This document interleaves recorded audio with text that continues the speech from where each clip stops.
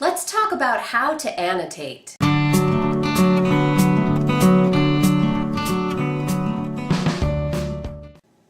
Annotating or taking notes when you read may sound like a lot of work and not something that you would do when you're reading for pleasure. But a few years ago, I started keeping some notebooks on my pleasure reading. Obviously, I take notes when I'm reading for teaching or if I were reading for a class as a student. But I found that taking notes when I'm reading for pleasure is actually a pleasurable thing to do. And it also helps me remember better what I've read. So if you're anything like me, you've had the experience of somebody saying, "Oh, you liked that book? Why?" and not being able to answer specifically because I've forgotten so many details of what I read. So these notebooks, just the process of writing them helps me remember, but also having the notebook later to flip back through helps me remember better and think more about what I'm reading while I'm reading it.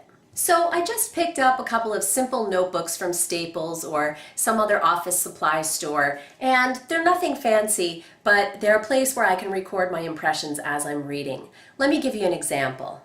Here are some of the impressions I recorded when I was reading Gustave Flaubert's classic novel, Madame Bovary. The first thing I noted while I was reading was that the novel didn't begin where I expected, and so I was trying to figure out why Flaubert started this novel where he did. Later on, I made a notation that there was more description of the town than I needed. A couple of paragraphs would make it clear what kind of town it was, but he went on for 3 or 4 long paragraphs. As a reader, that kind of put me off. Then I asked later, what are pregnancy and labor like for Madame Bovary? What are her thoughts about her baby? A woman author, I wrote, wouldn't gloss this over. So I was noticing some things about the author himself and the way in which he told the story. There are lots of notes like that as I was reading through Madame Bovary. And when I got to the end, I made an interesting observation that connects all the way back to the beginning. An observation that the novel also ended in a place that was unexpected to me.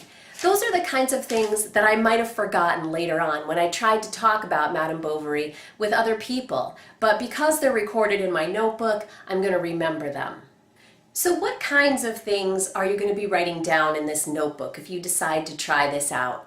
Well, sometimes if there's a really complicated plot, I might write down plot points as I go, or I might list characters, but really more what I'm writing about are my impressions of the novel, what I'm thinking about as I read, and also questions. So maybe there are some things that you want to look up, but later, not interrupting your reading. So you might jot down some questions to look up later. Vocabulary, points of history, anything that you're not familiar with, allusions that maybe seem to be in there but you're not sure. You can go back and look those up afterwards if you make yourself a list so you don't forget.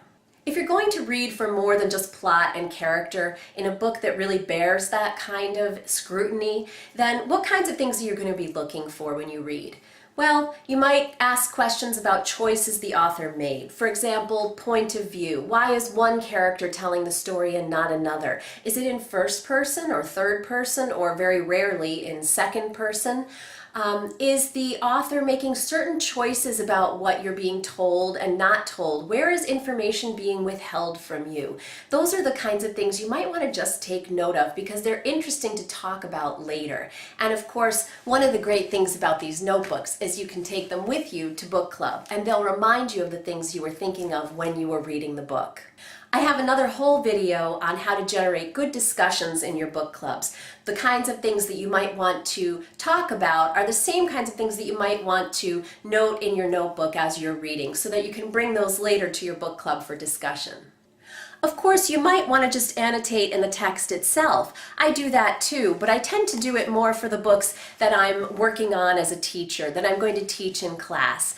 And the reason for that is that these kinds of notes are attached to specific passages in the book, whereas the kinds of impressions I'm keeping in my notebook for pleasure reading are more general. Sometimes I'll attach a page number to them so I can find a passage again, but for the most part, it's just something that I want to be able to quickly skim through later and remind myself of my reading.